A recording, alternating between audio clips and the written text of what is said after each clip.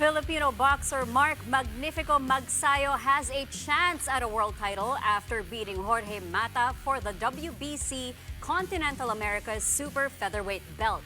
The victory came a couple of weeks ago in the undercard of the Manny Pacquiao-Mario Barrios fight. I spoke to Magsayo about his journey, what's next, and his secret weapon. Unang-una yung laban namin kay ang pangalawang talo kay Figueroa.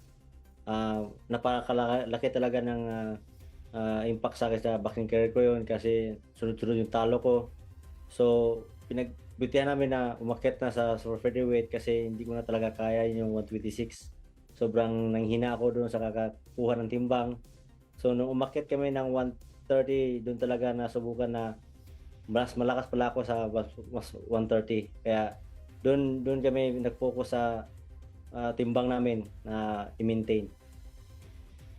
Tapos ito na nga, dire-diretso na. 4 straight matches yung napanalunan mo ever since you moved up to super featherweight. So ano yung mga adjustments sa training regimen mo that made the biggest difference for you na naging mas komportable ka na sa 130?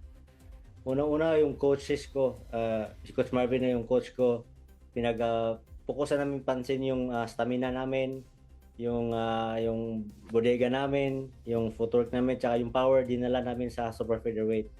So sobrang thankful ako sa mga coaches ko kasi mas lalo lang pina-improve yung style ko. Ito naman, during the match, yung commentator, sila Bernardo Osuna tsaka si Abner Mares, yung isang commentary nila, they mentioned na you came out showing maturity, polish, and intent compared to yung aggressiveness, athleticism, tsaka yung explosion mo in the past. Is it something that you agree with? Is it something na parang conscious effort on your part or dala na rin to ng pagtanda mo sa sport mismo? Dahil lang po yun sa coaches ko kasi more on natutukan namin yung power ko, yung movement ko, yung fast ko, yung stamina ko kasi yun talaga pinag-trainingan talaga ni coach yung stamina ko kasi kahit gano pa katagal yung round, 10 rounds, 12 rounds pa yan. Kaya kailangan makapag-sustain kami ng stamina namin. Tsaka hindi lahat ng kalaban kasi na-knockout ng isang suntok lang eh. So pinag-focusan namin yung style namin na every round win the fight. Not all the fight kayang i-knock out. Nakatraining mo si Manny Pacquiao sa Wildcard Gym. And ever since naman very vocal ka, na-inspire ka na pumasok sa boxing dahil kay Manny Pacquiao. Ano yung pinaka-valuable lessons na nakuha mo during your time with him or ano yung napansin mo kay Manny nung nakasama mo siya mag-train sa Wildcard? Una-una, lagi namin nakakasama ko si Senator Kuya Manny sa tumatakbo papunta ng Griffith Park at lagi niyang sinasabi sa amin na work hard, focus palagi sa laban, kailangan panalo palagi at pray and di ko pa rin maiisip na makakasama ako sa mga training camp niya, sa jogging niya. Dati pag may laban siya, nakikinood lang kami ng TV sa kapitbahay namin sa bintana pa. So ngayon, di ko pa rin sobrang happy ako, sobrang thankful ako na nakakasama ko siya sa training camp tsaka sa pangalawang laban ko na sa kanya sa undercard. Binigyan ka bang problema ni Mata when it came to executing yung game plan ninyo mismo? Unang-una, yung laban namin na ang pinagtrainingan talaga namin yung style niya. Sabi na coach na easy target lang pero kuma-counter siya. So, yung pinagtrainingan namin, lumabas naman dun sa taas ng ring at napakita namin lahat-lahat.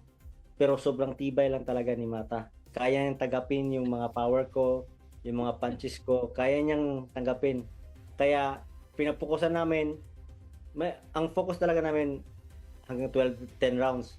Pero kung mabot yung na opportunity na kayang i-knockout namin, pwede namin follow-upan. So, nag-focus kami dun sa win every round. Tsaka yung ipakita namin yung kung anong pinagtrainingan namin sa gym. At lumabas naman po. Kaya pasensya na sa mga taong nag-aabang sa mga knockout. Hindi talaga lahat ng opponent kayang knockoutin. Pinag-usapan din natin si Frances, your wife, and lahat ng mga ginagawa niya to help you prepare for your fights, including yung sinasabayan ka pa niya mag-diet para hindi ka mahirapan na nakikita mo siya kumakain. Gusto niya sinasabayan ka rin niya. Is it still the same now? Sinasabayan pa rin niya ako, tapos siya pa rin siya gumagawa ng lahat ng meal plan ko. Tsaka nag-evolve siya ngayon kasi nag-aral siya sa Stanford, tsaka nakagraduate siya. So, Wow! ang dami niyang natutunan doon at ina-apply niya lahat sa akin. So, sobrang thankful ako na nandyan yung wife ko palagi.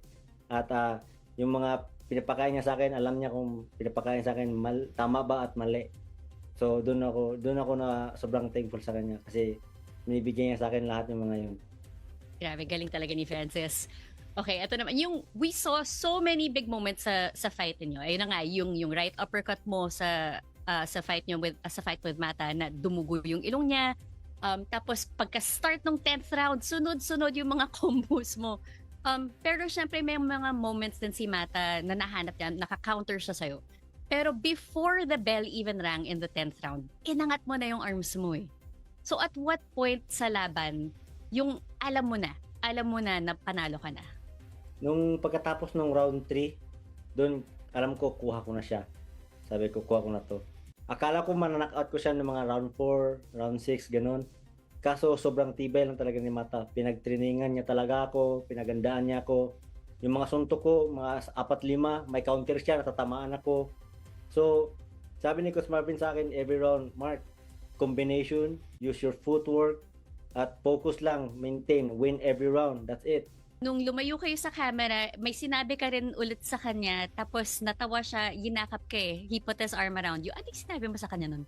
Sinabi ko sa kanya noon na puwerte, sobrang lakas niya, at marami pa siyang mabibiktimang kalaban, sabi ko. Okay. Kaya sabi niya na, oh, gracias. At saka Okay, pagkatapos nun, nag-uusap kami sa dressing room. Nagpasalamat ako sa magandang laban na binigay niya. Nagpasalamat ako sa buong team niya. Paano natin mapapanatiling buhay ang culture ng boxing sa Pilipinas? Unang-una, pasalamat talaga tayo na bumalik si Kuya Manny sa taas ng ring. Kasi siya lang nagbigay ng daan sa lahat ng mga Filipino fighters na lumaban sa US. So parang nabuhay lahat yung Philippine boxing dahil sa kanya.